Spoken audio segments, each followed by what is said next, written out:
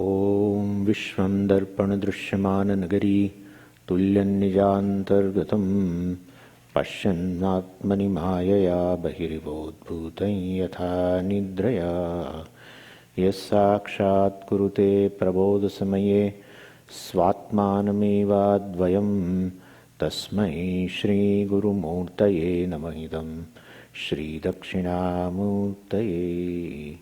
बीजस्यान्तरिवाङ्कुरो जगदिदं प्राङ्निर्विकल्पं पुनः मायाकल्पितदेशकालकलना वैचित्र्यचित्रीकृतं मायावीव विजृम्भयत्यभिमहायोगी वयस्वेच्छया तस्मै श्रीगुरुमूर्तये नमः इदं श्रीदक्षिणामूर्तये। तस्मै श्रीगुरुमूर्तये नमः इदं श्रीदक्षिणामूर्तये।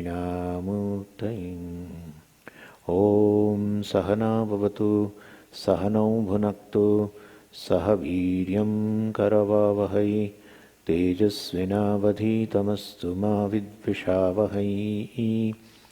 ॐ शान्तिः शान्तिः शान्तिः। सदाशिवसमारम्भां शङ्कराचार्यमध्यमाम् अस्मदाचार्यपर्यन्तां वन्दे गुरुपरम्पराम्।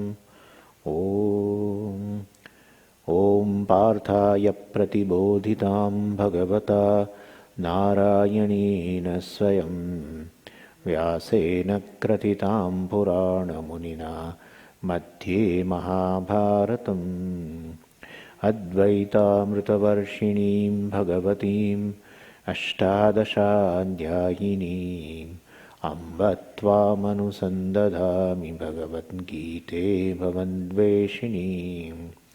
यं ब्रह्मा वरुणेन्द्ररुद्रमरुतः स्तुन्वन्ति दिव्यैस्तवैः वेदैः साङ्गपदक्रमोपनिषदैः गायन्ति यं सामगाः। ध्यानावस्थिततन्गतेन मनसा पश्यन्ति यं योगिनः यस्यान्तं न विदुःसुरासुरगणाः देवाय तस्मै नमः देवाय तस्मै नमः। So we saw verse 11 in which it has been described that by Bhagavad that there is no cause of a sorrow. I mean, there is no object of a sorrow, you can say, or there is no cause of a sorrow, starting from death to any other, even the other reasons, which are really less serious than this death. Death is a very serious reason. It's a universal cause of sorrow. Well, other things are comparatively less serious, but still, so therefore, even the death is not a cause of sorrow. Other things should not become a cause of sorrow. And why it should not become a cause of sorrow? Because either Atma or either Anatma, either way, it is not a source of sorrow. If Atma is not a source of sorrow, Anatma also is not a source of sorrow, then definitely the combining the two will be a cause of sorrow. Well, you cannot combine these together, and today now I can tell you that it cannot be combined because one is Satyam, other is Mithya. Right? When what two things you can combine of a same reality? Right? You cannot like I'm making tea, suppose, in my room, right? And I always am fond of a cardamom, little elaichi like that. I had to add. It is not there, suppose. But last night in a dream, I have seen a dibba of a elaichi. I thought that, I saw in my room, and I'm searching and searching, but I did not get. So I cannot mix that elaichi of a dream with this waking state tea. Could you follow? Because it's a different reality. Anything of a different reality cannot be mixed. And today now we have seen Atma Satyam Tadanyat Sarvam Mithya.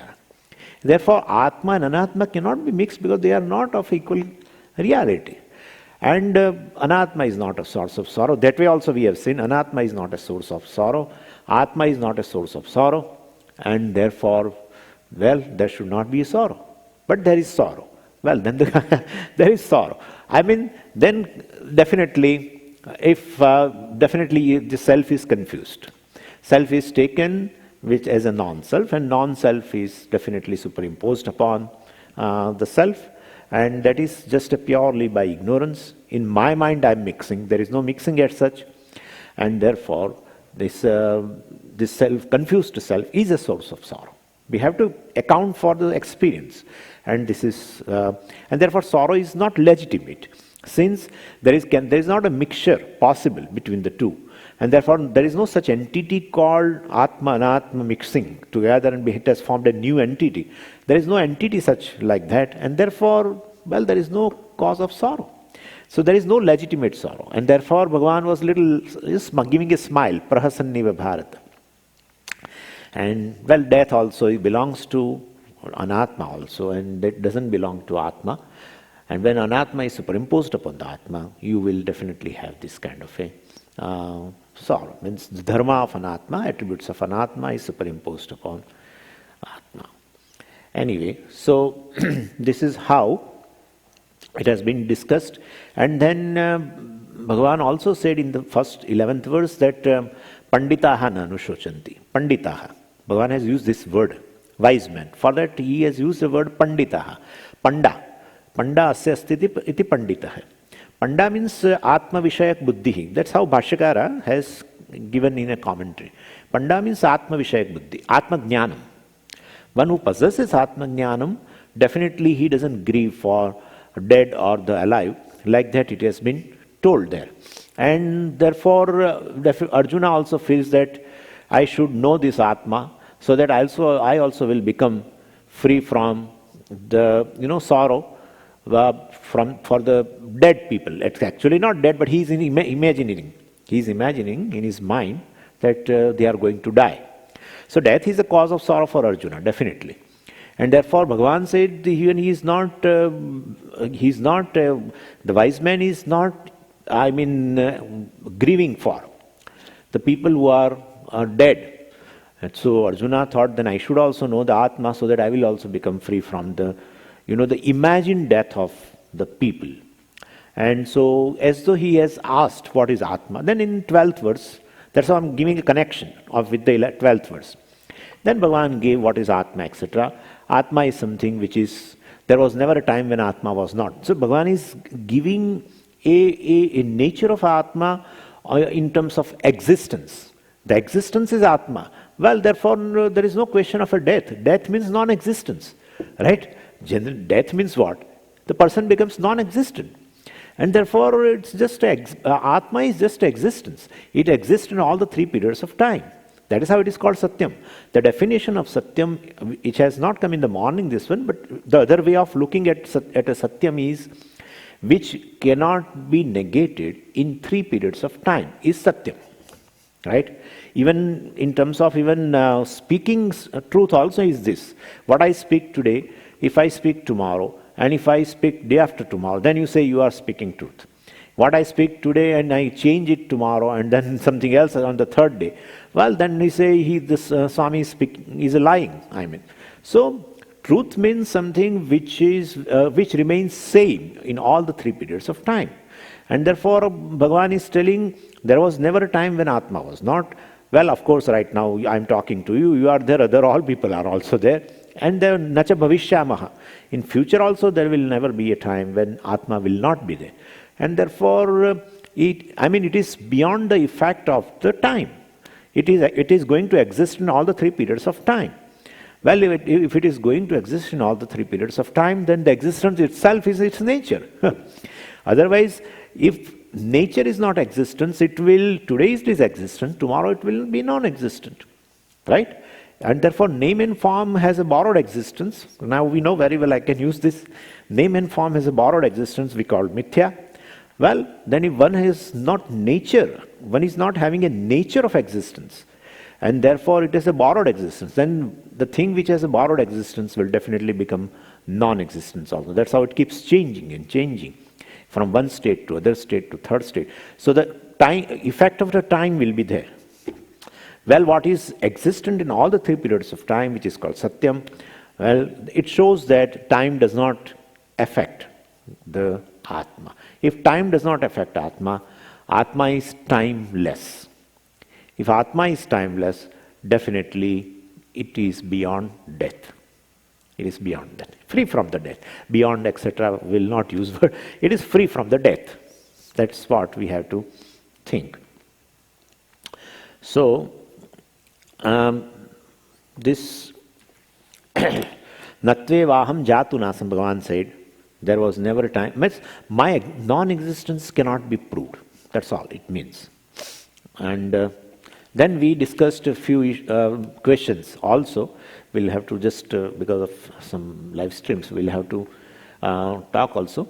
We of course discussed. But anyway, you will get a revision. You will get a revision. Very, very briefly I will tell you. So first thing we discussed is somebody raised a question, body is Atma. You prove that body is not Atma.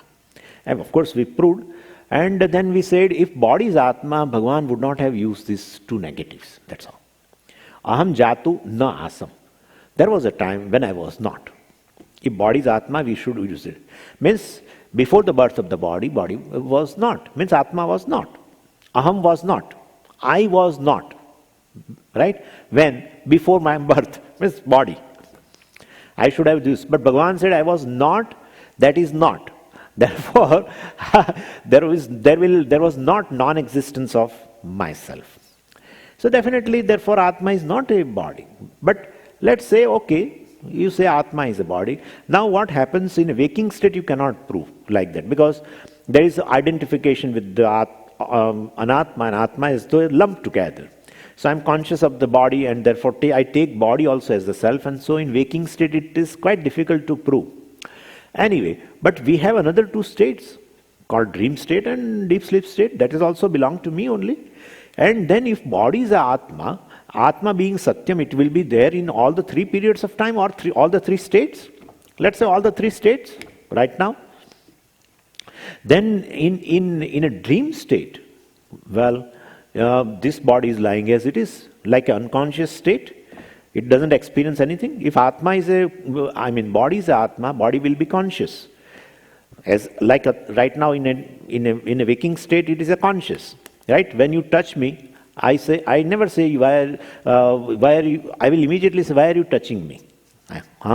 Means the eye sense is there even in the tip of the nail also, or in the hair also, right? Etc. Why are you putting your hand on my head? Etc. If I say definitely. So point is the eye sense is there in the entire body. Means the consciousness has pervaded the body. Well, that's correct. But then when I go to deep sleep state, definitely the eye sense is not there in this. Therefore, consciousness is as though not there in the body. And then body doesn't experience anything. Body is not aware of itself. Body is not aware of any other thing around in a deep sleep state.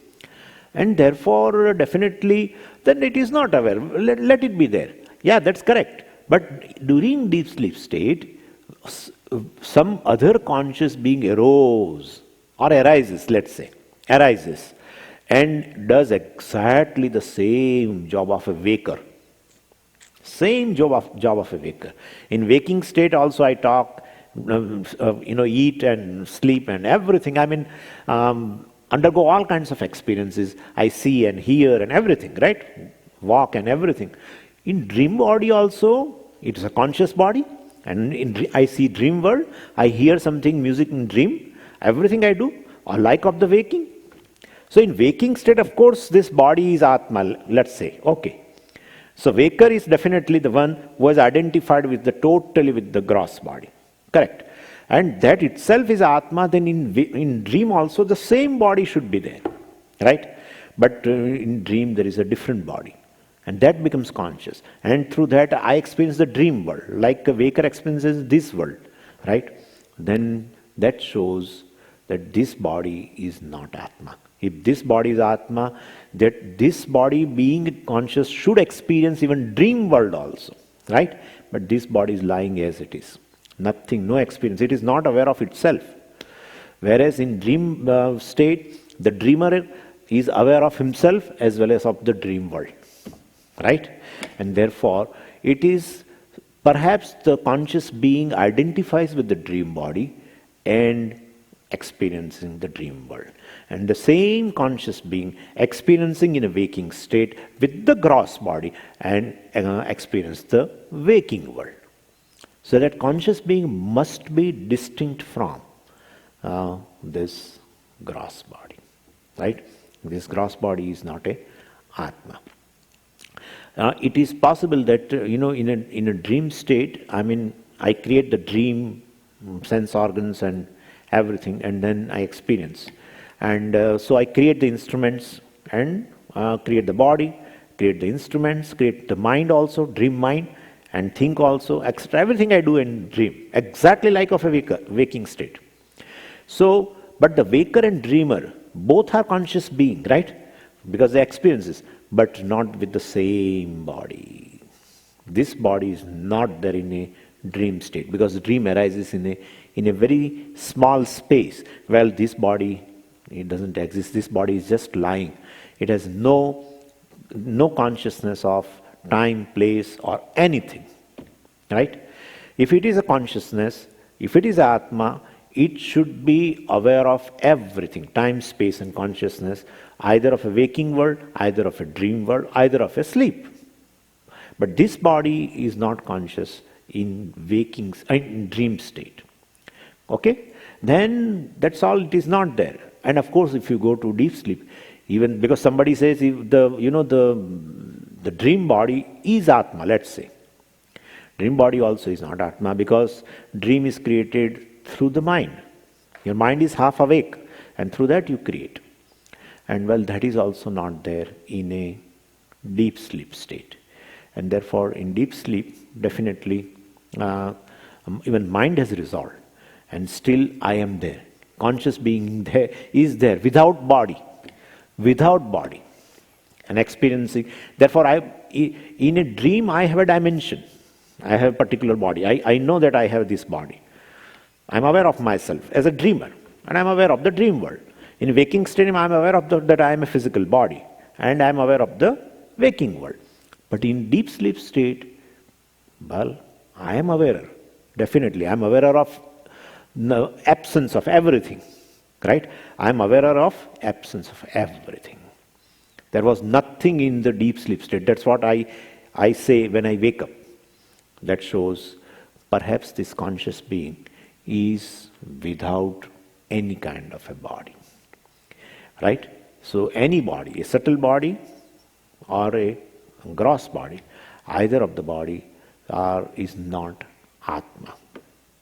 And of course, in deep sleep, of course, somebody will say, no, that is a causal body, etc. That's called ignorance as such. So ignorance is Atma, let's say. Causal body is Atma. Well, you are aware of ignorance, right? You are aware of your knowledge, and you are aware of your ignorance also. You can objectify your ignorance. You say, Swamiji, I am ignorant of this. And you are aware that how much knowledge you have, you are aware that how much ignorance you have, and therefore it's the object of knowledge, it is not a subject. And therefore even I am not the ignorance as such, and therefore not a causal body also. I am free from all the three bodies. I am just a conscious being. I become a conscious being through the association with the so-called association. Now, you can understand very well. It is so-called association. There is no combination of these two. But I identify, because of the ignorance of the self, I identify with the body and take that non-self or the body as the self. And that is how this problem is arising. Therefore, we are very sorry, sir, that you are saying body is Atma. Well, it is not Atma. And body definitely takes birth, etc.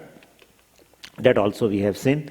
The Atma, along with the body, Atma also, is born. That was another contention. That also we said, no. If you say Atma is born, then before the birth of Atma, there must be an absence of Atma. Like you say body is born. Means what? Body is born means before the birth of the body, it was not there. Definitely. In previous moment it is not there, it was not there, and next moment it is. Then we say it is born. And therefore, for Atma also is born, then for that Atma also we should think that way only. That before the birth of the body, before the birth of the Atma, there was absent of Atma. But who will prove the absent of Atma?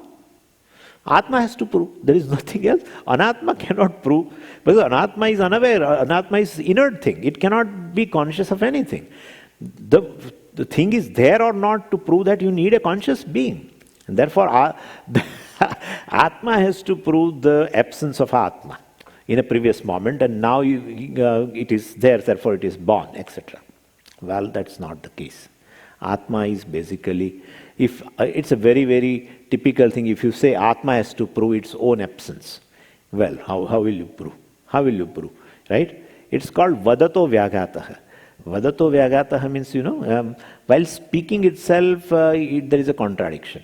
Like one person says that I am since 40 years I am observing silence. Sir, you are the moment you are right now speaking, where is the silence? But he says like that. So I am observing silence since 40 years. So this is, while speaking itself, there is a contradiction. So same way you say, I am there to prove my absence. Sir, how can you prove? I mean Atma. Atma is there to prove Atma's absence. It is not possible. Somebody else has to prove. And that is not possible. No, but my parents they can prove that I am born. Yeah, parents are definitely witness of the birth of the body, not the birth of Atma. And therefore, definitely, body is not Atma. And therefore, this is not the question that Atma, the absence of Atma you cannot prove. Non-existence of Atma cannot be proven. And if non-existence of Atma cannot be proven, then definitely Atma is of the nature of existence. And it's of the nature of existence, meant there will not be a death of Atma. So Arjuna, why are you grieving? I was there all the time, and you were also there before the birth of even all the bodies, and we will be there. We all will be there. These kings and you and me, all will be there, even after the bodies will go. Right? Because it has no connection with the body. Body has birth, body has gone, body can go. That's possible. That's there. But Atma has nothing to do with this birth and death of the body.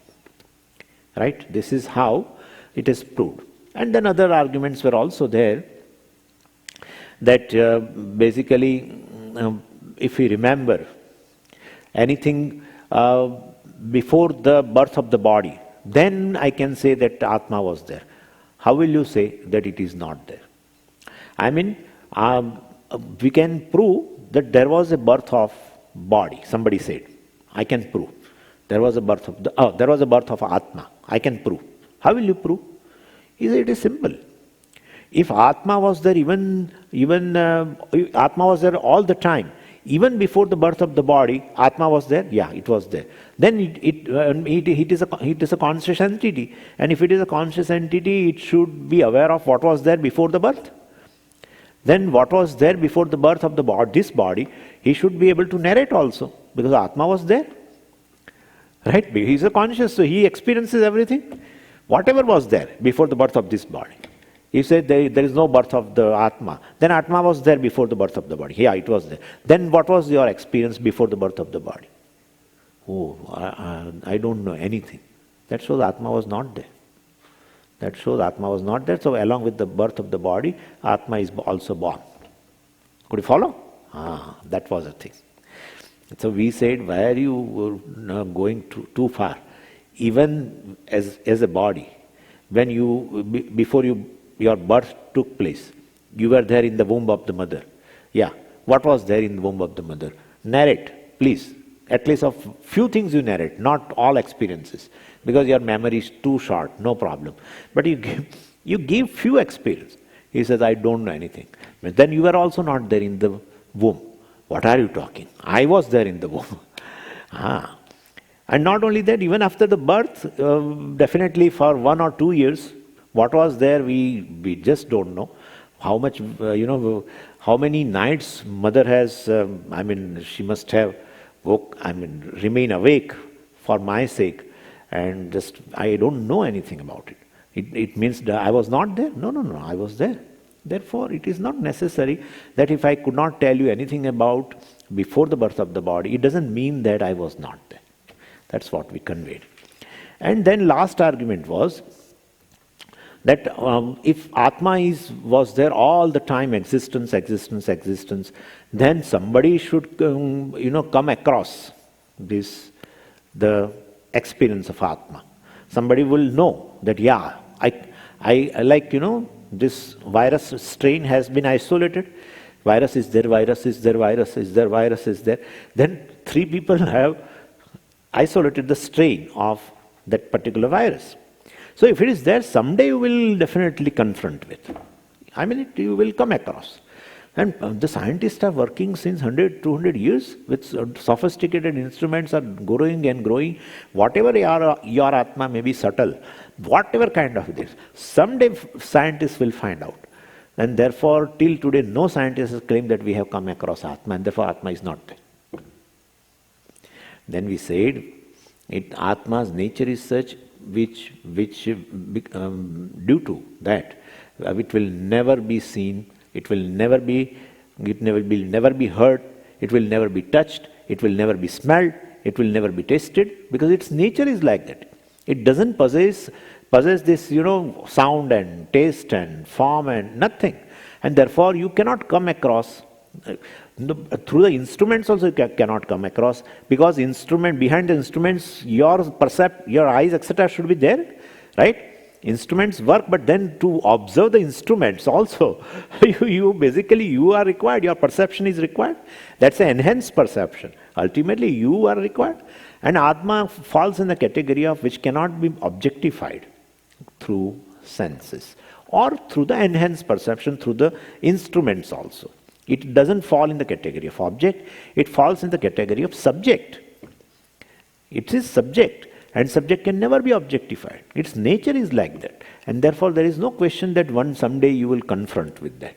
If one who wants to confront with that Atma is Atma, not that object, right? And therefore, if it has form, you can see. If it has some sound, one can hear. If it has some touch, then it can be felt.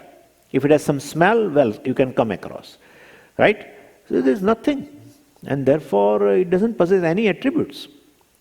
And therefore, Atma can never be objectified. Then how will you know Atma is there? How will you know? Anything can be proven through the means of knowledge. Anything is existent, first you know and then you say it is. Now how will you prove Atma's existence? Because Atma will never be known through senses, through mind, and through even instruments. Then how will you know Atma is there? If you don't know a particular thing, then you cannot say it is existent also. How will you know?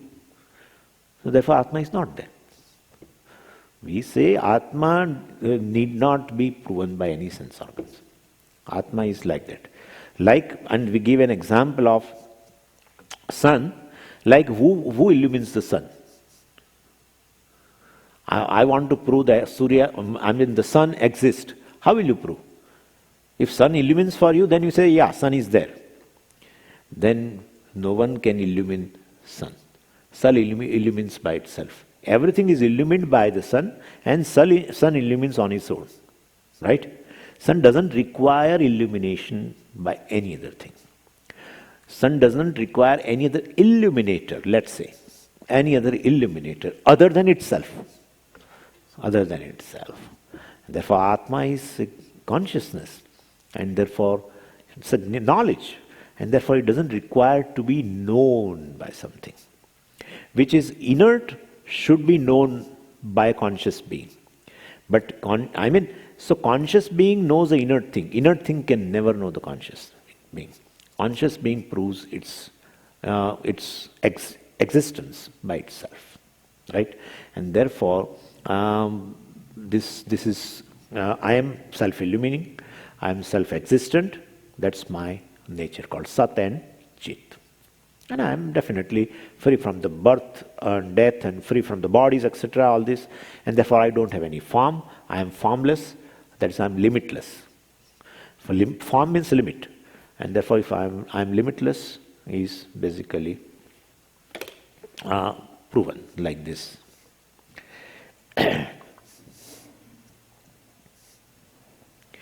And then of course he said, even if you say I am is self-existent and self-shining and all that I am. But whenever you say I am, definitely body is there.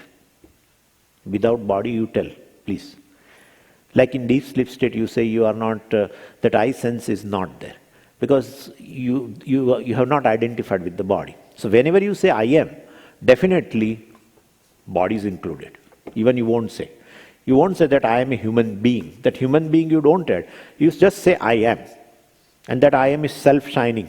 But you have to include the body. There is no way out. Without this physical body, please tell me. Come near me and tell I am. No. Therefore body you include. You have to include. Self-shining means, Atma means even body also is along with there.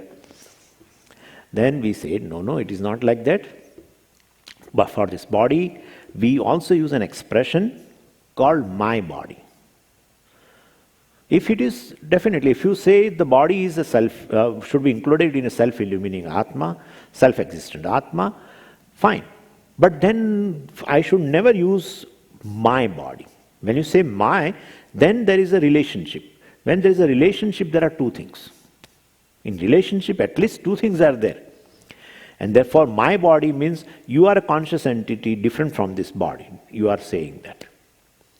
My body, my eyes, my this. You are saying any part of the body also you use not just as I, but you use my also. What is I and what is my are different things. That much we know. That much we know. When you say my wealth, then definitely I am not the wealth. And therefore, then that also we discuss that day on, of course, before also, that, definitely this, when I use a my, therefore the body must be different from me, like the wealth is different from me, car is different from me, house is different from me, for which I use the word my house, my car, etc., etc.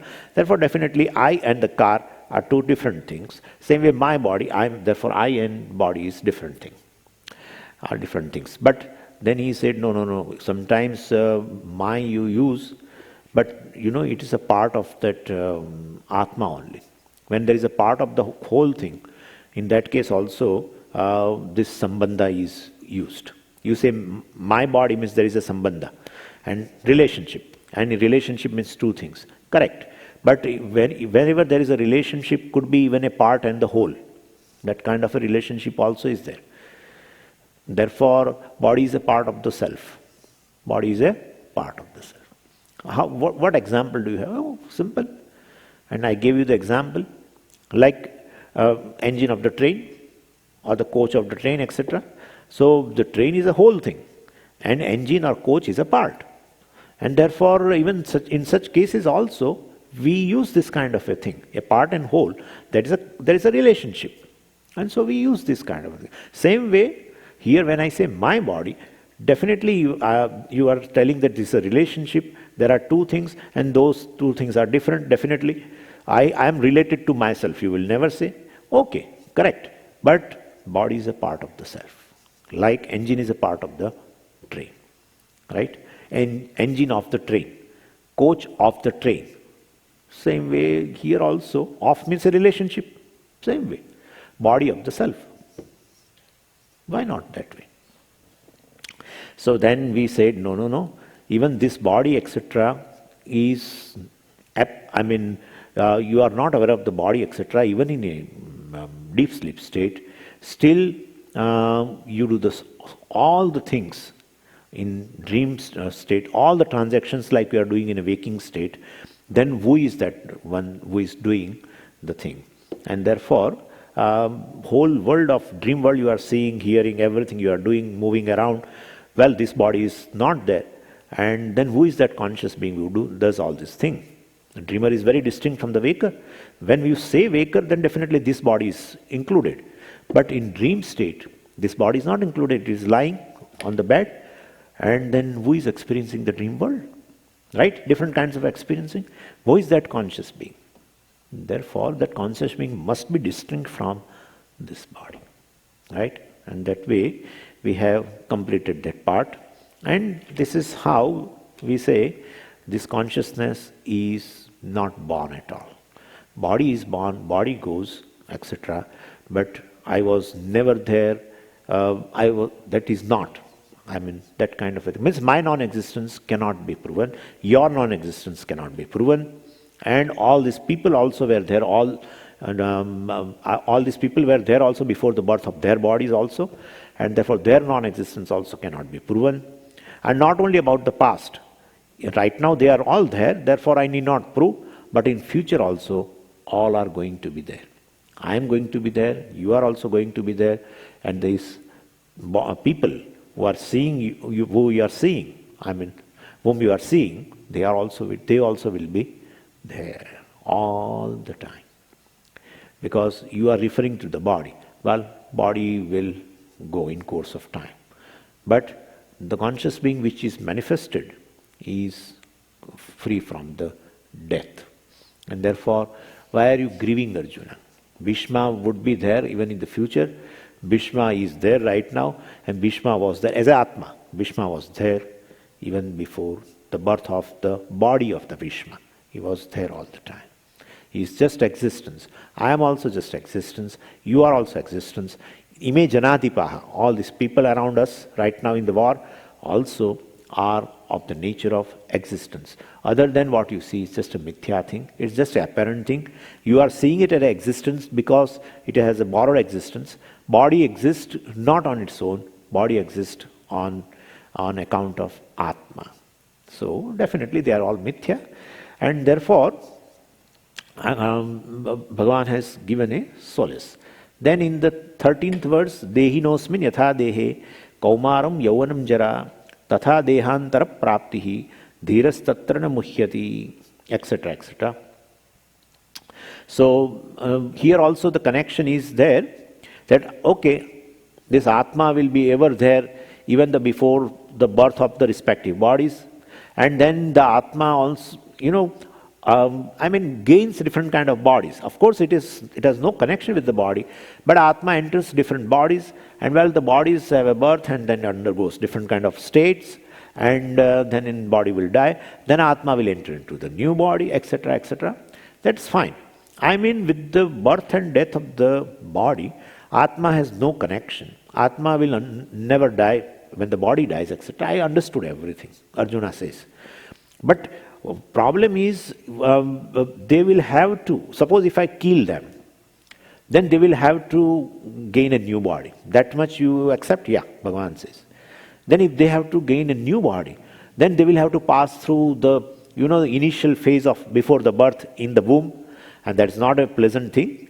The place itself is not pleasant, and all the time gets baked there's a temperature there, and you are baked.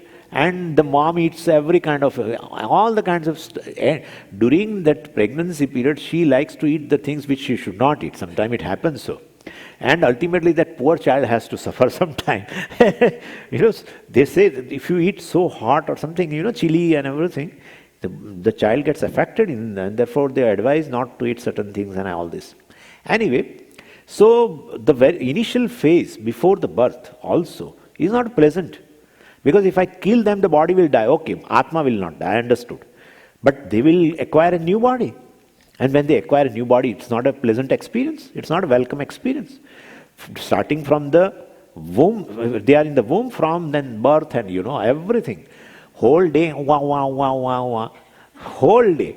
Nothing else. Child doesn't know anything. It even can't say anything. If it has to complain, it has to do wah, wah, wah. It has to eat, it has to do wah, wah. They don't know anything.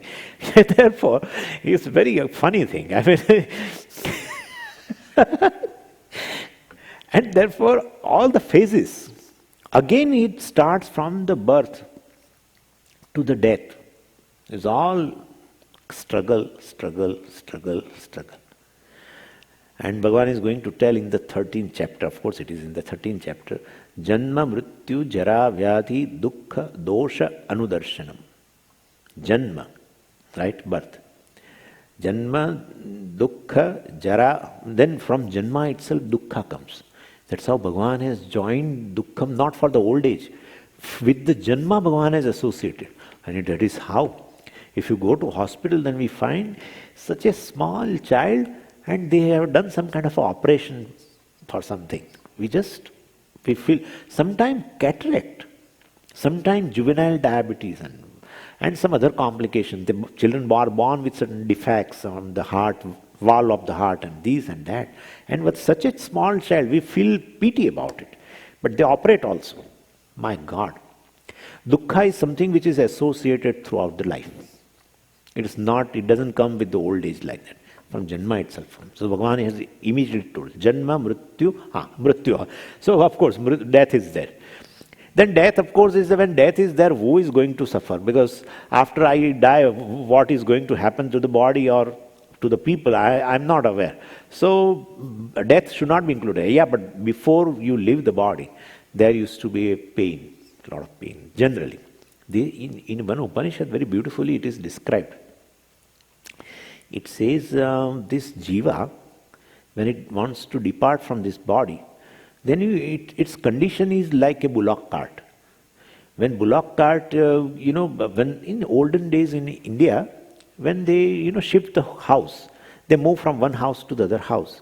Then they put all the luggage in the bullock cart, and then along with the bullock cart, they also go. They sit in the bullock cart, and then bullock cart moves, very slowly with making noise, varieties of the noise. And it moves slowly because of the luggage, lot of luggage in that.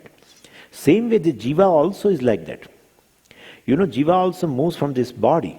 Then it carries all the luggage, all the punya, papa, and all the sense organs and its intellect and all the vasanas, different impressions and whatnot, everything, prana, and everything it goes along with. And therefore it is going with the load. It is loaded.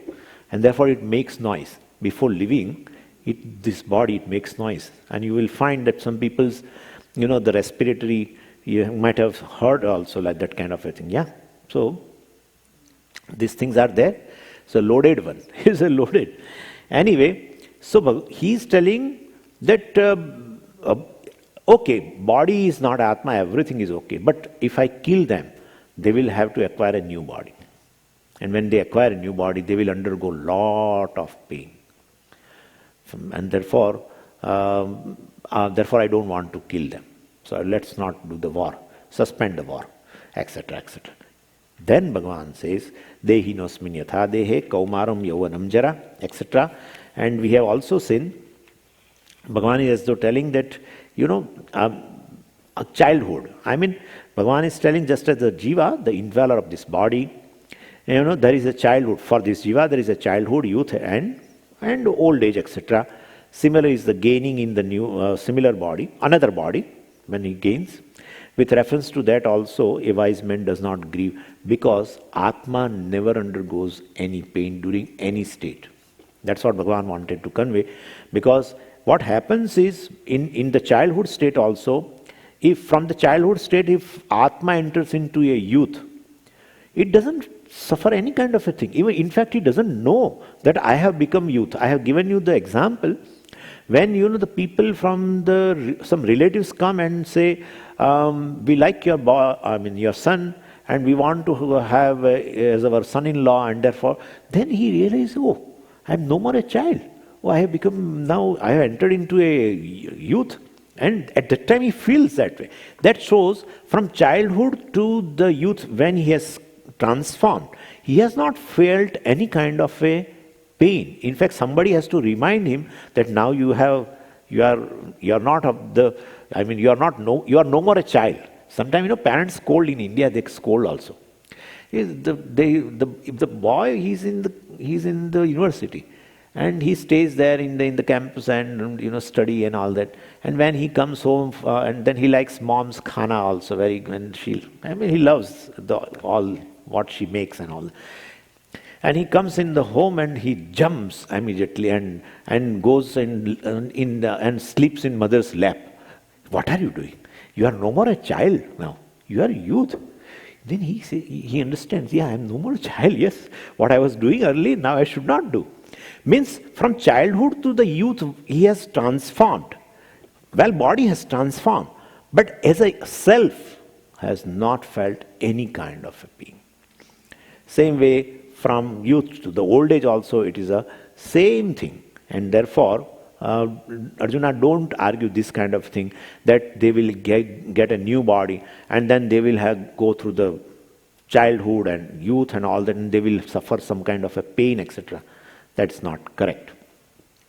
And not only that, tatha dehantara prapti, even if after old age and if they die and they get a new, tatha means in the same way, dehantara prapti, if they get a new body also, it will be the same. Means they will not suffer anymore. Even in getting a new body is easier than during these three states. During these three states is as though bound in the body, as though. That's in fact, if you want to consider painful, then this you can consider little bit. It's not, but compared to that, going to the new body, well, and you and me know very well the old age. I mean, if I have a body which is very old, and if I have a body which is very new, I mean in terms of a new birth, well, definitely the new body acquirement is easier, and it's a more joyous experience compared to this. And therefore, Bhagavan says you are getting the another body also very easily, like you are staying in one house which requires now a lot of repair, and you call the carpenter and masonry work and everything, and they are doing. And while you did not leave, and you should have moved to other place, and you did not move. Suppose if you did not move, what will happen? Then what happens is you feel a lot of noise and everything, and you get a lot of other things also in the home, which then you get tired by cleaning all the things, because daily they come and evening they leave, and they create all chaos in the home. And they will tell you also, move this from this to place, we require this place. Then move from this place to this place. And definitely you feel all tedious things. I mean, you get tired. So you say, okay, let's move to other house. Then once you move to other house, you feel relaxed. Hush, let them do now whatever they do. So the old age is like an old house which requires repair. It is making a lot of noise and everything. If you get up also, it makes a noise. If you sit down, it makes a noise. I mean, all the problems are there. So instead you get a new house. Instead of getting repair, etc., and you let it get repaired, but if you get a new house, that is much better. But you don't know, Swami. You people have no idea what we as a householders face. If Swamiji, if we move to a new house, we have to carry all luggage, everything, goods, so everything we have to carry. That's a very burdensome. But here that is also not there. You need not have to carry anything. When you acquire a new body, you don't require any other thing to carry, except your vasanas and these senses and etc. And that doesn't have weight, and therefore you need not worry. You are what is that? Lightweight. Yeah, lightweight. You have a lightweight luggage. It's lightweight luggage, or yeah, okay. Packing light. Yes, you are packing light, right? Yes, packing light. Oh, fine. So you should enjoy. That's how they say always. Whenever you go for a travel, always carry packing light. That should be there. So in the new deha, this kind of things. If you go to a new deha, this kind of things, which will not require any repair and everything, because it's brand new, you are going to get, right, body. That's what the problem is. Now he says ulta. That's what the problem is. We go to a new house, and if there are no goods, what will I do? What will I do? So we say you carry certain cash with you. You are earning with you, and definitely you will buy new things in that. Then what? Yeah, that's fine. You carry your punya papa, which is your earning. You carry with that. That's a currency you require. Other currency will not be useful. Whatever other than that, dollars, etc., you will have to leave behind, right? You cannot go along with that. But this currency comes with you, by which you buy new things in a new house, new body. Well, so tatha dehantara prapti. This we did not discuss. Today we are discussing tatha dehantara prapti. Just as the person going through the three stages in a single deha, and yet he doesn't know, Unless somebody has to tell, he doesn't know. He feels he is what he was as a child. The one who has experienced their childhood, is the one who is experiencing now the youth. And therefore, he has not undergone any kind of a change. Body has undergone change of a different states, but Atma has not undergone any kind of a change of a different states, etc. And therefore, don't worry. Even if they are going to get a new body, right, after you kill them, well, Atma remains Atma. No, and even passing through the various states also, no problem at all. Even they will not know that they have passed through the states. And in fact, other people also welcome. And in that they say it also, like, the parents, always they wish that their children they grow faster. So they also wish that from the childhood they get youth faster, and then they get married and everything, and we become free. Of course, this society is free without that, but in India they have that kind of a thing. They should marry, Swamiji, then our duty is over. They should marry, then our duty is over. Here I think that kind of thing is not there. Once they become at 16 or something, well, you are independent. You can do whatever you like. You go for study or you do whatever you like. You want to marry, then marry. Whatever you do, we don't bother. But there they bother. That has been given in the Veda, that's duty of the parents, that the child should marry. So that's how the culture is like that. Anyway, good, bad, we are not saying, but it is there.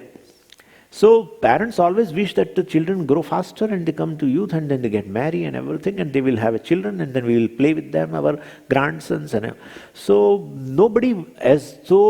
everybody as though welcomes different states. But Swamiji, one thing is there. From youth to old age, nobody wants. That kind of a change I don't want. From childhood to youth, yeah, I also want, parents also want, correct. But from youth to old age, nobody wants. Sir, that's correct. You want a change, but old age creates some problem. In old age, you lose your beauty. In old age, you have other problems. That's how you don't want. Not that you don't want a change of a body from youth to old age. But that change brings such a state of the body which creates a problem. That's how you don't want. And so as such, you don't want change, we should not say. That change brings a certain pains also along with. That's what I don't want. And therefore, I have definitely one thing is certain in old age is, if suppose a person remains healthy because of exercise and everything, but old age, definitely person loses the beauty. As of a youth, person will not have that kind of the beauty or the whatever it is. So that is going to be wedded. So that's how, if a person has a delusion that I am very beautiful or something, well, he or she doesn't want a old age because he's going to lose it. That's a delusion. That's part of the body. It's not belong to Atma. Is really beautiful. Atma is really beautiful. It's all pervasive, and your beauty of the Atma is all the time there. And not only that, it is fully expressed in the moment of joy also. Then my beauty is, gets manifest in the moments of joy. Anyway, so this is how has been described about all these states, etc. And therefore, don't worry. Even if you kill them, and they get a new body, etc., still Atma does not undergo any change. The death of the particular state will not bring a death of that Atma. And the arrival of a new state also does not bring any kind of a pain. That new state coming, then it doesn't bring any kind of a pain also. And therefore, don't worry. That's why it has been told. And lastly, we also discussed one thing, and that is what is the nature of Atma. In that, we were also saying that Atma is all pervasive, and if Atma is all pervasive, definitely why it looks small or the size of the body. And then we explained also that due to upadhi, it appears limited. Atma has not become limited. That also we have expressed. And so Upadhi means this body, basically. Like a all-pervading space appears as a pot space, limited space, due to Upadhi called pot. But it has not become limited. It appears as though pot space. Same way Atma, which is all-pervading, appears as though of the size of the body. And definitely, if the body is a male, then the Atma appears as a male. If the body of a female appears as a female. Bodies of a child, then it appears as a child. And for bodies, Atma is all pervading. Though no state of the body can touch the Atma. And therefore, no attributes of the body also can touch Atma. Right? So this is how it has been described. And then in Shvetashvatara Upanishad, it has been described very well.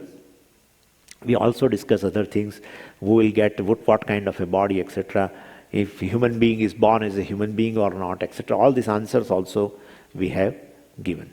And therefore, dhiras tatra na muhyati, this wise man does not grieve for this, because I am not undergoing any change along with the states of the body. Body definitely undergoes a change.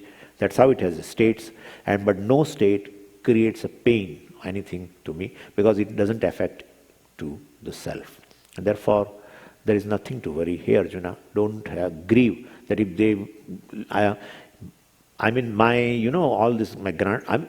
Bhishma and Drona, my teacher and others, very revered people, and therefore, if they are killed, if they lose this body, and then they will undergo in a new body, they will undergo some kind of pains, etc. Well, that's not the case. So don't grieve.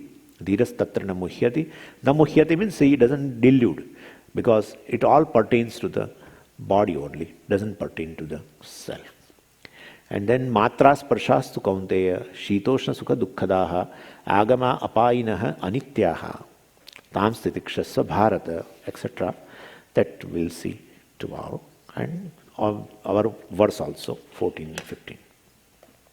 Om Purnamadav Purnamidam Purnat Purnamudachyate Purnasya Purnamadaya Purnameva Vashishyate.